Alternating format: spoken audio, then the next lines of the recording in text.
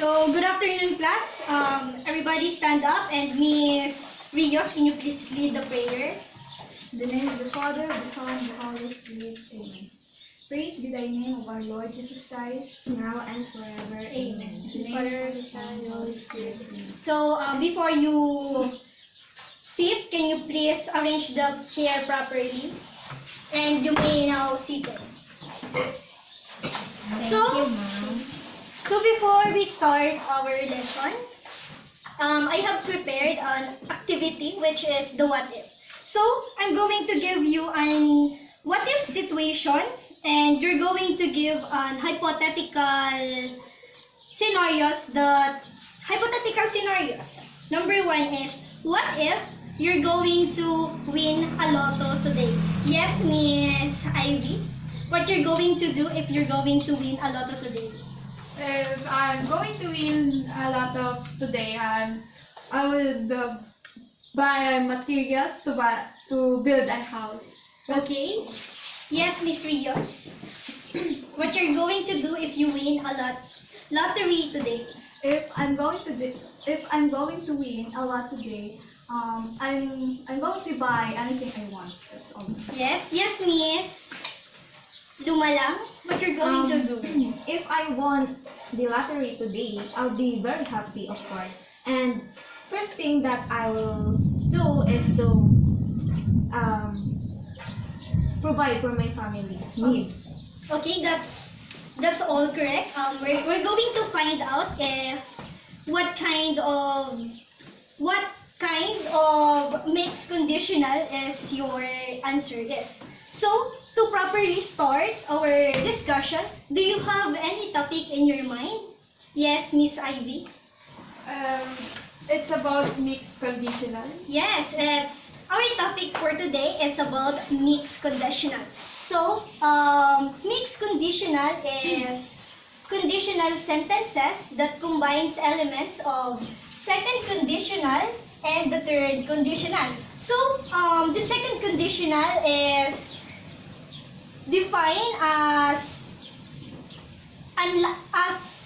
sentence used to describe an unlikely or impossible hypothetical situation in the present or future. And the third conditional is a type of conditional sentence that deals with hypothetical or unreal situation in the past that did not actually happen. So, mixed conditional has a two structure. The first one is if plus the third conditional plus the second conditional. The second is, first, there are example of the first structure. Now, can you please read, Miss Lumalang, the first example of the first structure? First structure, if I had taken an aspirin, I wouldn't have a headache now. So, as far as the second, the third conditional described as a type of conditional sentence that deals with hypothetical or unreal situation, it means that describe this is the had taken. So it means there's a possible na he didn't take an aspirin, and there's a possible that he take an aspirin. And also this is wouldn't have an headache. There's a two scenario in that. If he or she take an aspirin and she take an aspirin, she don't or have a headache now. The second example is, if I had stayed home, I wouldn't have a problem now. So, if the clause is hypothetical present situation with past result, it is the first structure which is if plus third conditional and the second conditional. So, the second structure is if plus second conditional plus third conditional. So, the example is, if I weren't so scared of snakes, I wouldn't have gone to the reptile zoo. So, if the clause is a hypothetical future situation with past result. So the future situation is,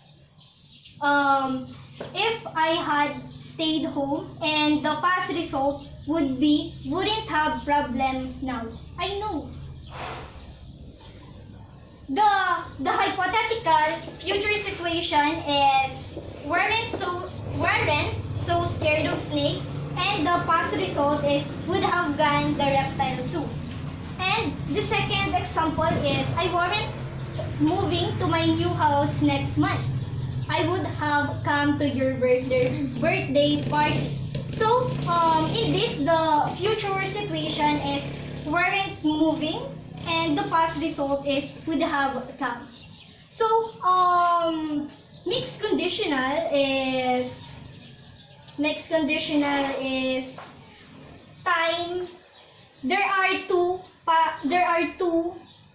things that we need to remember in mixed conditional, which is the time and tense. So mixed conditional are used to describe hypothetical situations that connects past. Am I right?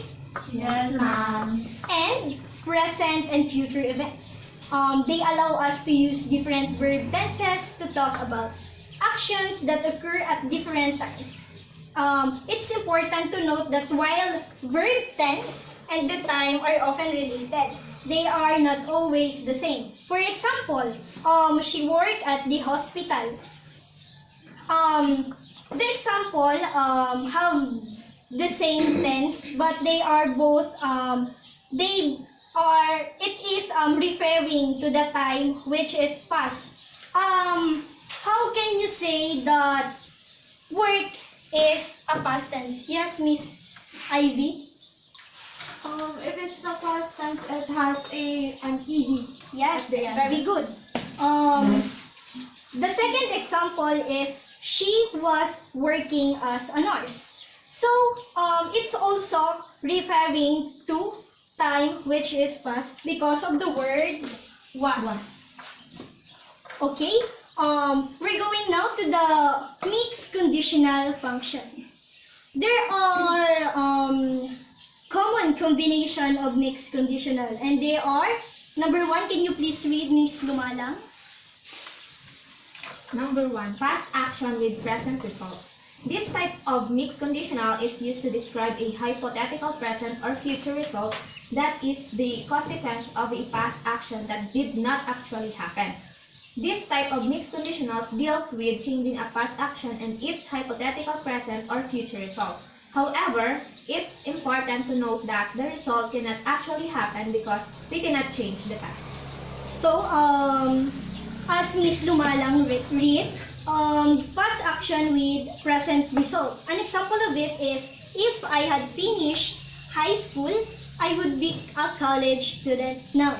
So, the first example is, the speaker is not a college student now, but he is talking about a change in the past and its result. So, she or he just imagining that if he or she graduated high school, she is probably a college student now. So the second is, we would be getting married if you had said yes. Also, the speaker is just imagining that if her girlfriend say yes to his proposal, maybe they are married now. The second common combination of mixed conditional is present condition with past result. Can you please read the definition, Ms. Rios? Yes. Present condition with past result.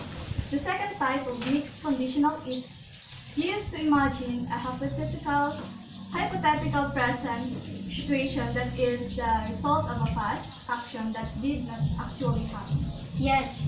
The second is the present condition with the past result.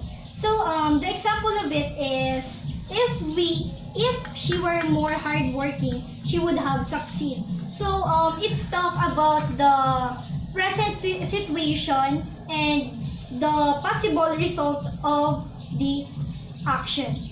Second example is, if I weren't injured, I wouldn't have played. So the speaker is talking about that if possibly he or she is not injured, she can play, she can participate.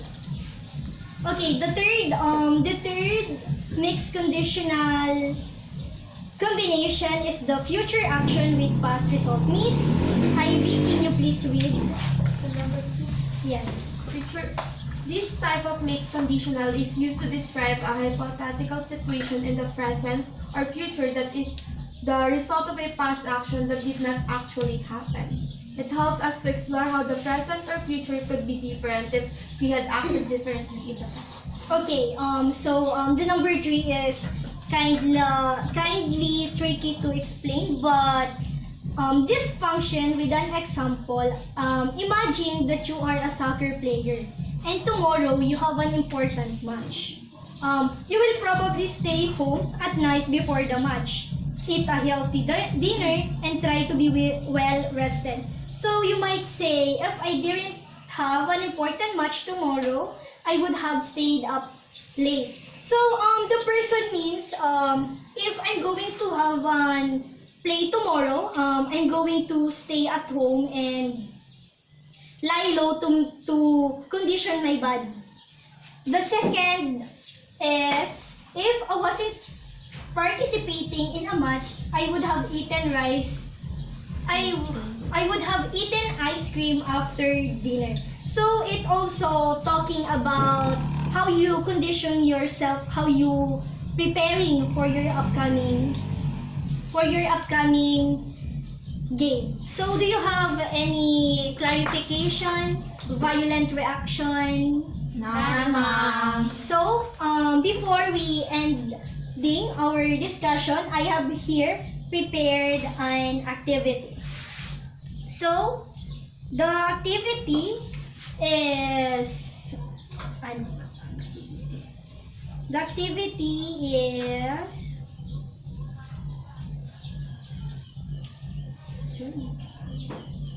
here's the activity. You're just going to choose the correct option to complete the following mixed conditional sentences. Okay, he says he's your friend, but he didn't help you. If I were your friend, he blank. A had helped you, B wouldn't have helped you, C would help, D help. Yes, Miss Rios. Yes, you're correct. So, he says, he's your friend, but he didn't help you. If he were your friend, he had helped you because the true friend helped you. The second is, I feel fine because I took the medicine. If I blank, A wouldn't take, B wouldn't have taken, C didn't take, D had taken the medicine, I wouldn't still be in pain. Yes, Miss Ivy? Letter B. Yes, you're correct. The answer is wouldn't have taken. 3. I'm not patient and I didn't wait for them. If I were more patient, I blank for them. A would wait, B would have waited, C waited, D had waited. Yes, Miss Lumalang, what letter is? Letter D, ma'am. Yes, you're correct. Had waited. If I were more patient, I had waited for them. So, you don't have any clarification, questions. Now, we're going to have an evaluation. So, I'm just going to dictate it and you're going to write your answer. And you're going to submit it to me after. Number 1. If you blank, I know. I'm going to read the instruction first. So, instruction. Complete these mixed conditional sentences with the verbs in brackets. Use past simple, past perfect, would plus infinitive or would plus have plus past participle. Number 1. If you blank, not eat, not it is the one who is in the bracket. So much, you wouldn't be feeling sick now. Number 2, if we had money, we blank. The one in the bracket is the move to a bigger house years ago. Number 3, if I were you, I blank. Act is in the parentheses differently. Your behavior was unacceptable. Number 4, we are second now. We blank be top of the league if we hadn't lost our last match. Number 5, if he wasn't so lazy, he blanked the assignment when it was due. 6, I wouldn't be equally proud of you if you blank not achieve so many things in your life. Number 7, if I didn't work so hard, I blank not get the job I have.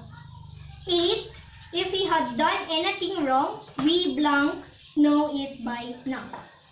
9, he'd still be here if you blank not scare him away. Number 10, I would have a better job if I blank go to university. Are you done now, class? Yes, ma'am.